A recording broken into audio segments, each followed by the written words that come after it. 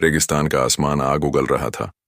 चारों तरफ सिर्फ रेत थी, सूखी, तपती और बेदर्द। हवा में धूल थी और सन्नाटा ऐसा जैसे वक्त भी रुक गया हो। उसी सन्नाटे के बीच एक जवान पुलिस अफसर चल रही थी। नाम था अनाया। उसके कदम भारी थे, लेकिन हिम्मत अब भी जिंदा थी। माथे पर पसीना, होठों पर सूखापन और दिल में सिर्फ एक ही ख्याल, उस लापता बूढ़े को ढूंढना है, चाहे कुछ भी हो जाए। 3 दिन से एक बूढ़ा व्यक्ति गुम था, जिसने आखिरी बार यही कहा था कि वह अपने पुराने गांव की तरफ जा रहा है। रेगिस्तान के उस हिस्से में जहां अब कोई नहीं बसता। लोगों ने कहा, बाबा पागल हो गया है, अकेला निकल पड़ा।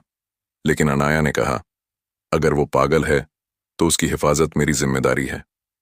और वह चल पड़ी थी, अकेली, तपते सूरज के नीचे। घंटों चलने के बाद उसने देखा, दूर एक आकृति रेत के बीच झुककर बैठी है। वह धीरे धीरे उसके पास पहुंची।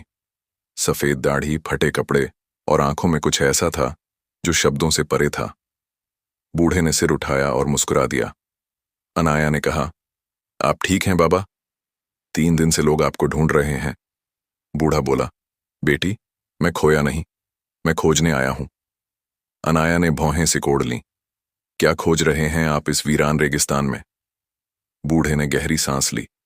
उसकी आवाज थकी हुई थी, लेकिन उसमें अजीब सी गहराई थी। मैं अपने बेटे को खोजने आया हूं, जो सालों पहले यहीं शहीद हुआ था। वो भी पुलिस वाला था, तुम्हारी तरह। उसके खून की एक बूंद इस रेत में गिरी थी और तब से ये जगह मेरे लिए जिंदा है। अनाया के कदम वहीं रुक गए। वह धीरे से बैठ गई। रेत अब उसे जल नहीं रही थी। उसने धीरे से पूछा, तो आप यहां रोज आते हैं? बूढ़ा मुस्कुराया, हाँ बेटी, हर साल जब ये रेगिस्तान सबसे ज्यादा तपता है, मैं आता हूं, ताकि खुद को याद दिला सकूं, फर्ज ठंडक नहीं देता, फर्ज जलाता है। लेकिन जो इसे निभाता है, वही सच्चा इंसान कहलाता है। अनाया चुप हो गई।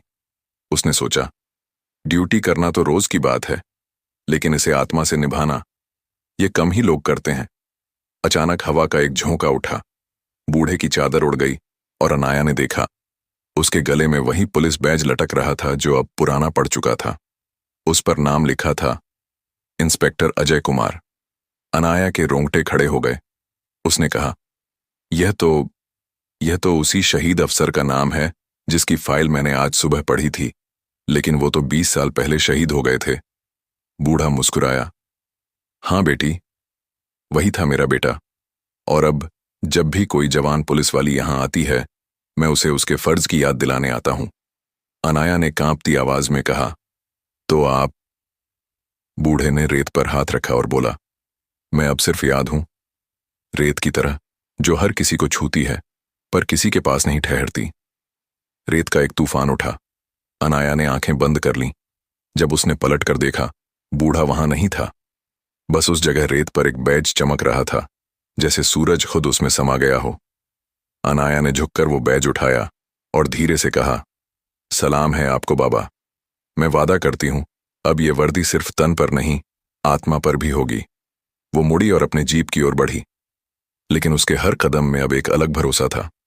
उसने महसूस किया कि फर्ज केवल काम नहीं, एक पुकार है, और जिसे वो सुनाई देती है, वही सच्चा पुलिस वाला बनता है।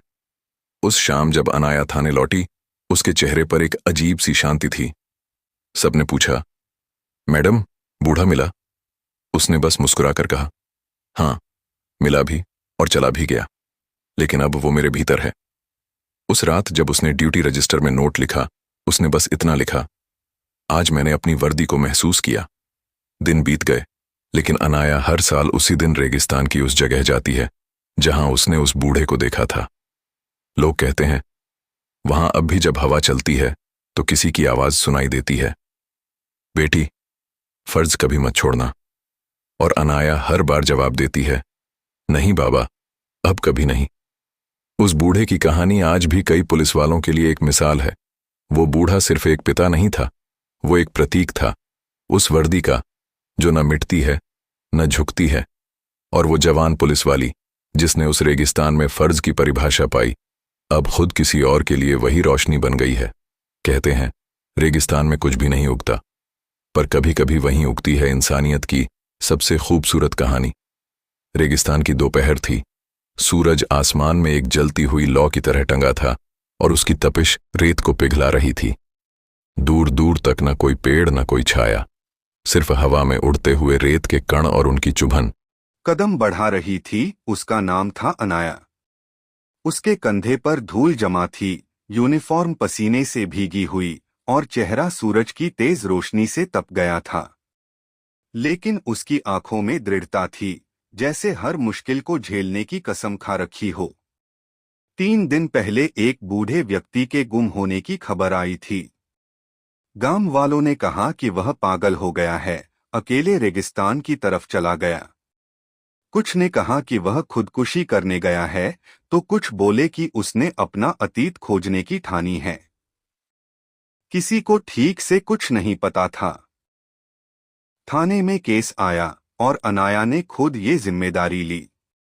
उसने कहा, वो बूढ़ा चाहे जो भी हो, जब तक उसे ढूंढ नहीं लूंगी, चैन नहीं लूंगी। गांव वाले बोले, मैडम, उस तरफ तो कोई नहीं जाता।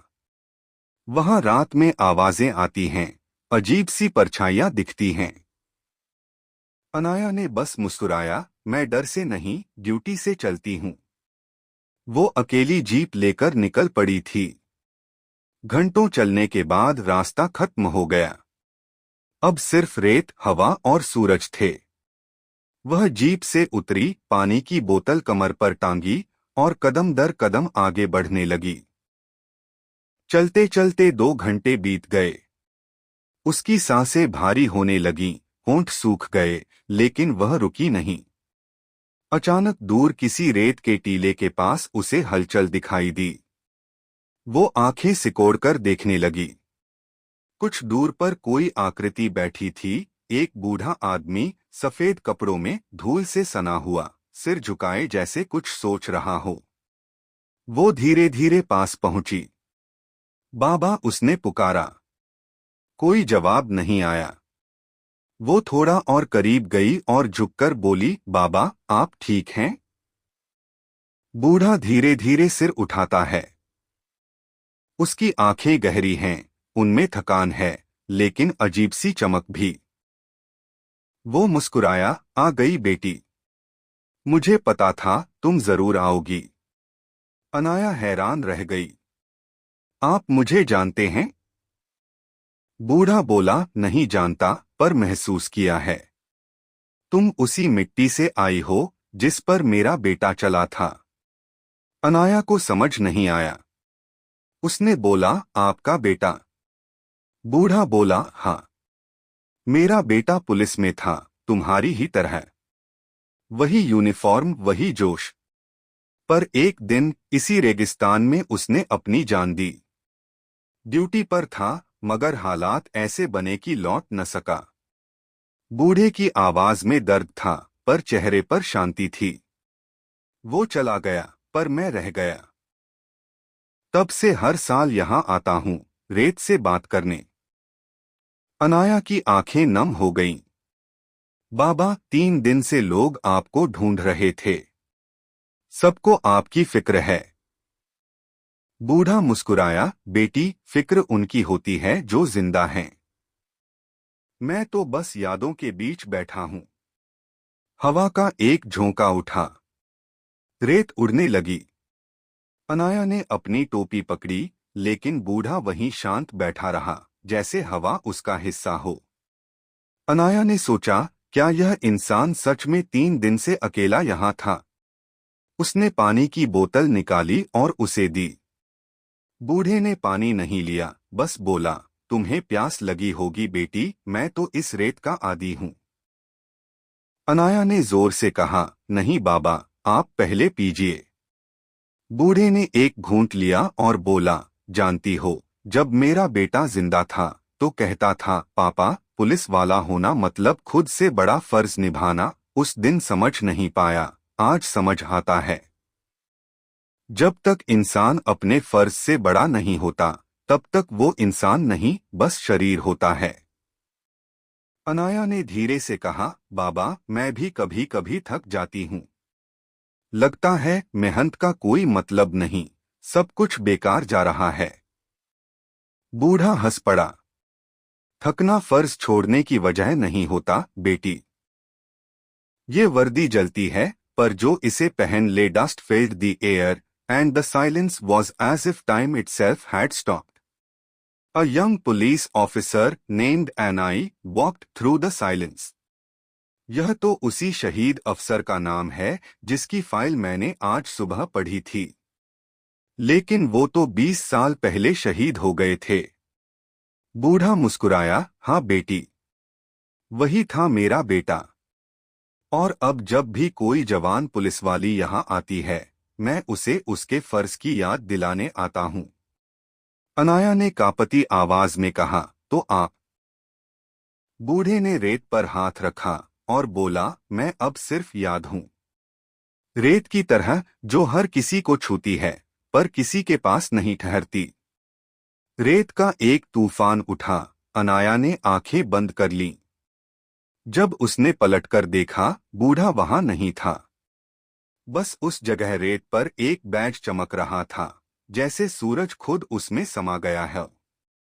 अनाया ने झुककर वो बैज उठाया और धीरे से कहा, सलाम है आपको बाबा। मैं वादा करती हूँ अब ये वर्दी सिर्फ तन पर नहीं, आत्मा पर भी होगी। वो मुड़ी और अपने जीप की ओर बढ़ी। लेकिन उसके हर कदम में अब एक अलग भरोसा था। उसने महसूस किया कि फर्ज केवल काम नहीं, एक पुकार है, और जिसे वो सुनाई देती है।